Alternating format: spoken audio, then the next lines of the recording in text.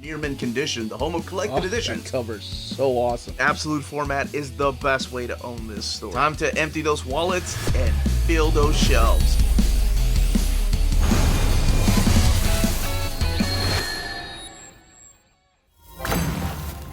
How's it going, all you minties? Uncanny Omar here from Near Mint Condition, the home of collected editions. And today I'm going to be talking about my top 14, that's right.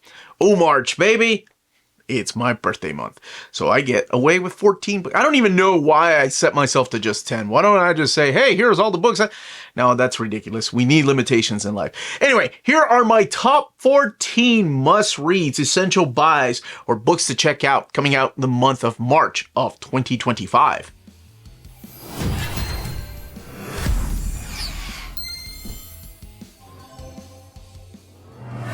And welcome back, everybody. Before going any further, a big thank you to our patrons for making videos like this possible. Could not be doing this without you fine folks. All right, we've got 14 books to talk about. Ain't got time to waste, so let's smash that like button, please. It goes a long way for us here on the channel. Very small thing you can do, and it does mean the world to us. I have broken these down by the weeks they are being released, and again, what I always like to state is that there might be some delays, so dates are always subject to change. Keep that in mind. And let's go ahead and kick off the list. Legion of Superheroes, The Great Darkness Saga, the 2025 edition. So this book is finally coming back to print.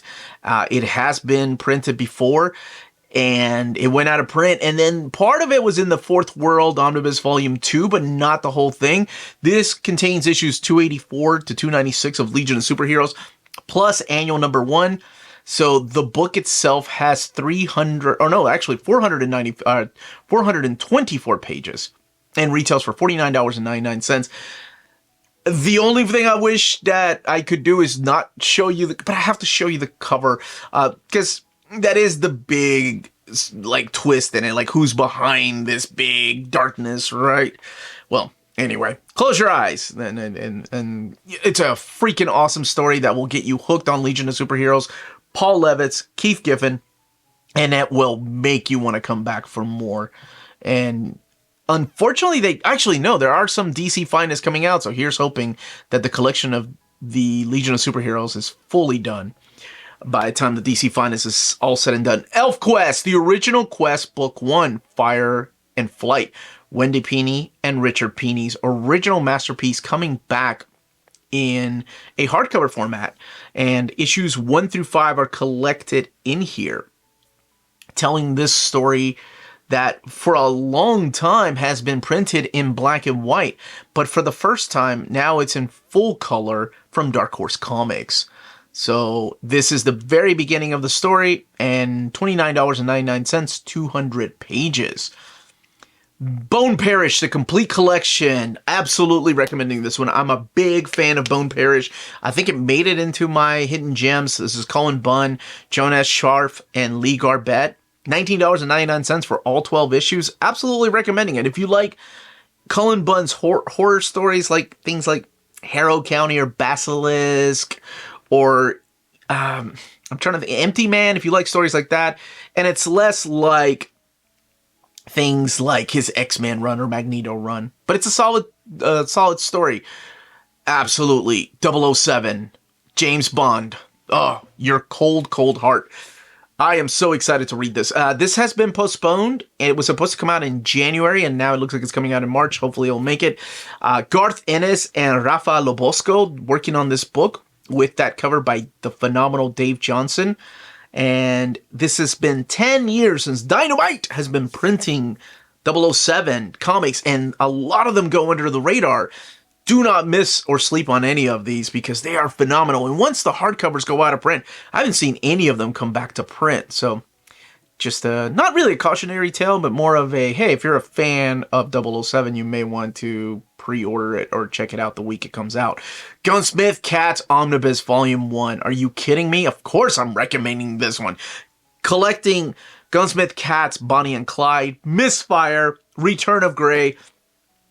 I was getting these books when they were coming out in single issue. I know I'm dating myself, but hey, a lot of us did. You know, that was the way that Dark Horse was printing the books.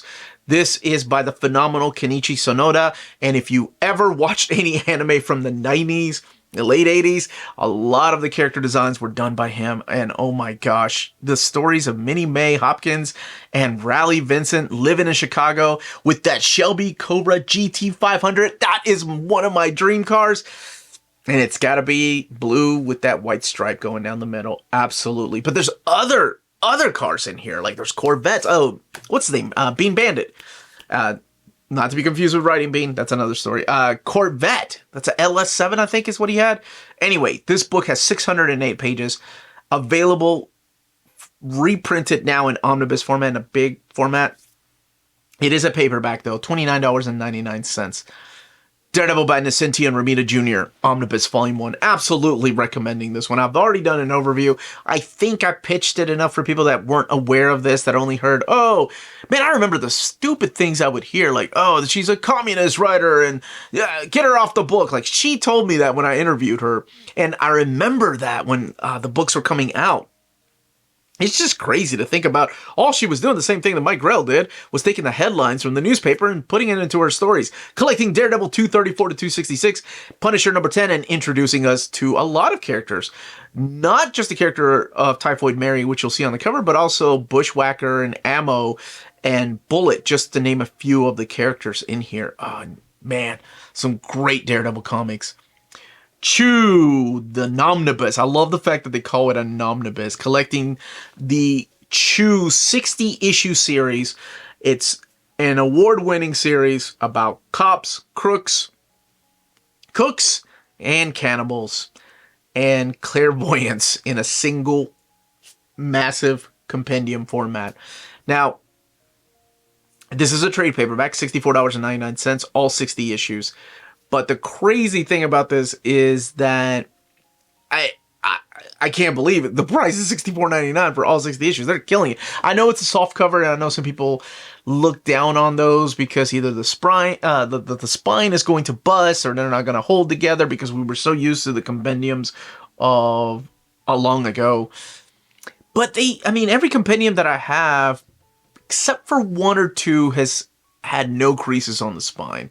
Creases on the spine with books this thick I just think are going to happen. But I've read my milestone. I've only had one DC book and one Image book that has had a spine crease. But if you've never read this, oh man, it's about a cop who has the ability to, whatever he eats, right? Whether it's a chicken or pork or whatever, he's able to see their last images, whatever they saw. So that's what he does to solve crime.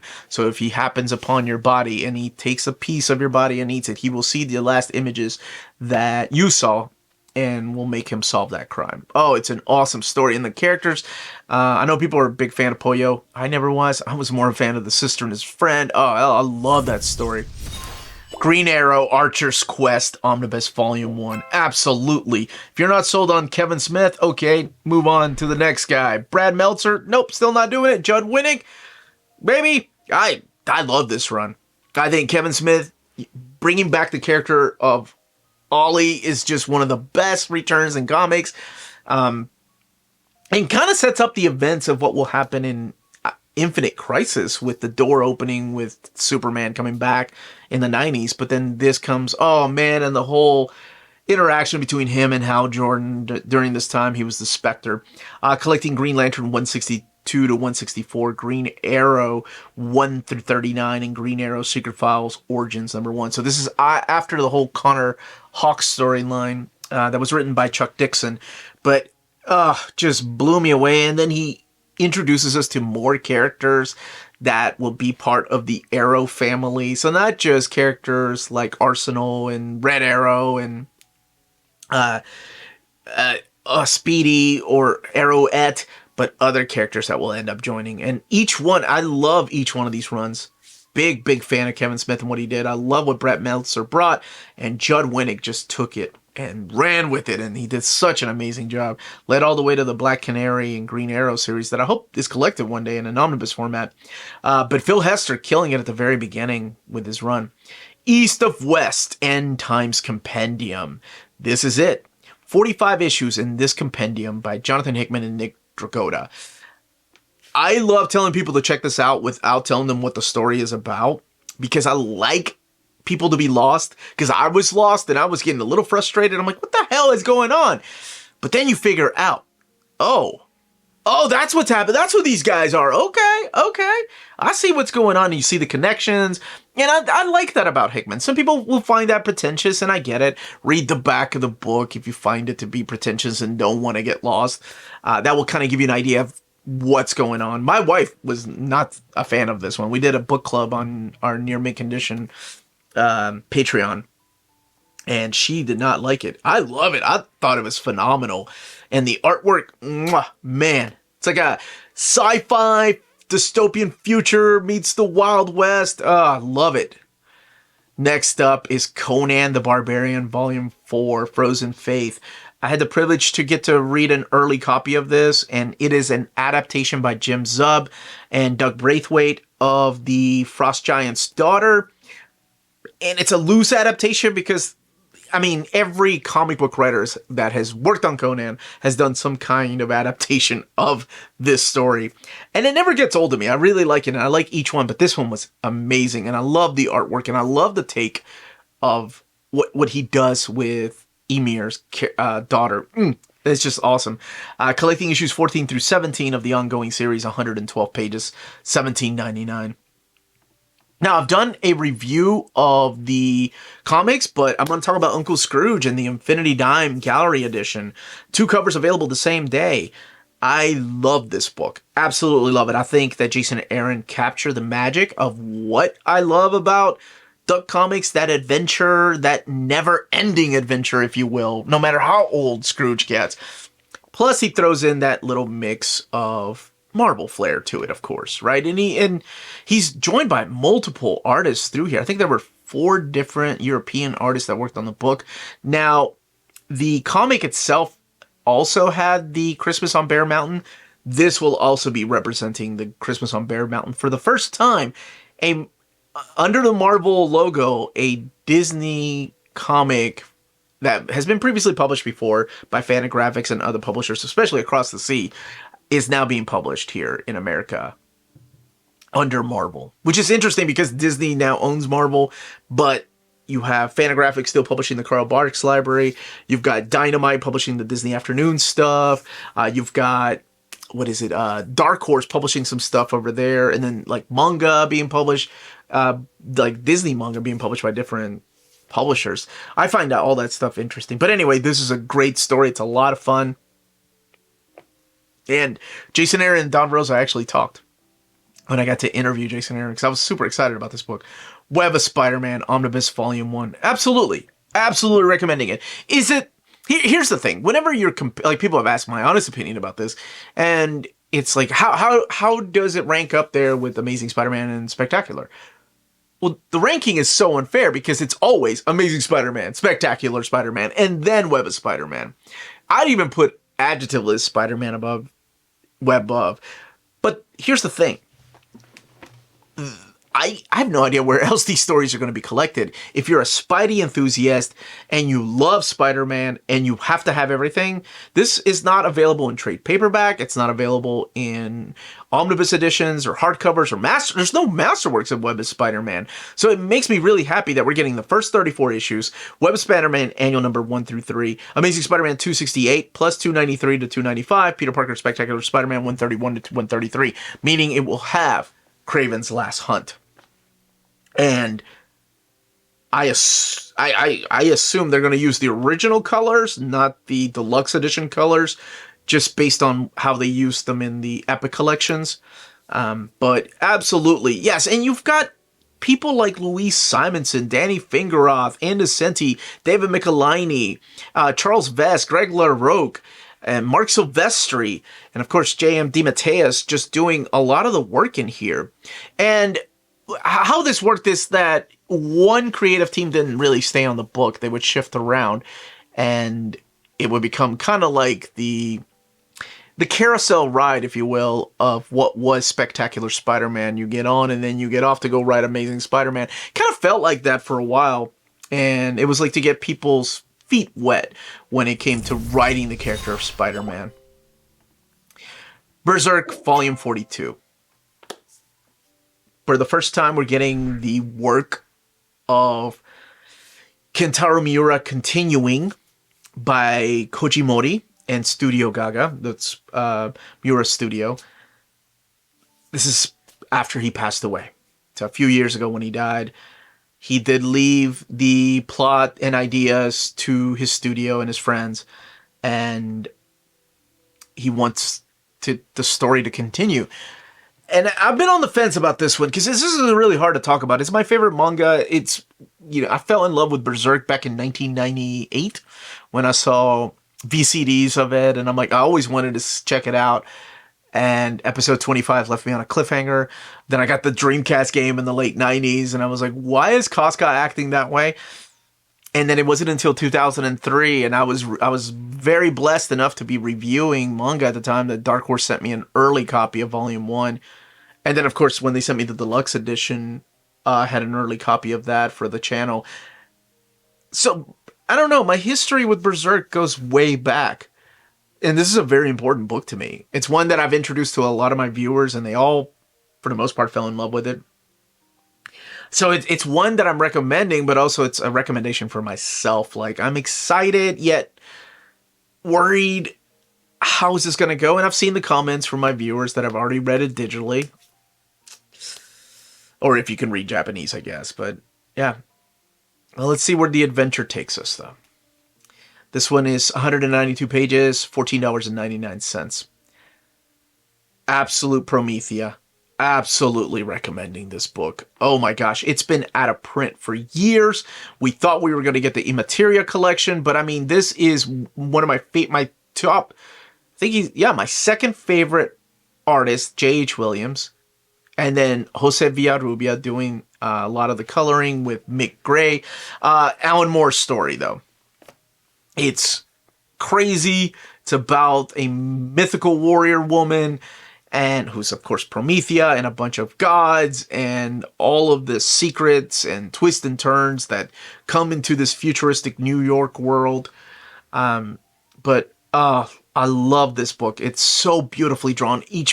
There's so many spread pages through there, which is part of the reason why we got excited over the Immateria collection, because it was supposed to be a landscape omnibus book. But who knows, maybe one day. But back to print, and if you look at prices just a few months before this went back to print, it was insane how much this was going for. $328, $100. And if you're interested in purchasing any of the 14 books I talked about today, check out our sponsors. If you're in Europe and you're interested in buying these books, definitely check out Walt's Comic Shop in Berlin, Germany. They have the cheapest pre-order prices, flat shipping rate of €12 for all EU countries, emails answered within 24 hours, waltscomicshop.com, and you can use the code nearmintcondition at checkout and get free shipping for all EU countries with your first order over €40. That's Walt's Comic Shop, your reliable source for omnis and premium collected editions in Europe. Ding! CheapGraphicNovels.com, your online home for graphic novels and collected editions up to 50% off cover price. They have excellent shipping and prompt and helpful service. Check out their bargain deals for up to 90% off cover price. And don't forget, the CGN also takes pre-orders. That way you don't miss out on the hottest releases. And they are currently running a special promotion for you Minties. If you're a first-time customer, after receiving your order confirmation email, reply back to that email and let them know Near Mint Condition sent you their way. They will then apply a free shipping promotional credit to your next order in the US. Cheap Graphic Novels, your source for the hottest books with the kind of deep discount, quality shipping, and customer service that will keep you coming back for more. And those were my top 14 books to check out, to read in the month of March of 2025. What are your top 5, top 1? What's the one book you're like, I am getting it, I don't care what I have to do to get it? Don't go crazy. Or your top 5. Leave those comments down below. If you looked at my list and you're like, I've never heard of that, let me know that too. Or if you looked at my list and were like, that book sucks, let me know that too. I love a difference of opinion, as long as you're willing to discuss why it sucks. Sometimes I go and ask people exactly, what they don't like about it. But that's it, everybody. Thank you so much for watching. Check us out on Spreadshop and Patreon. Amazing ways to support the channel. I'm out of here. Much love.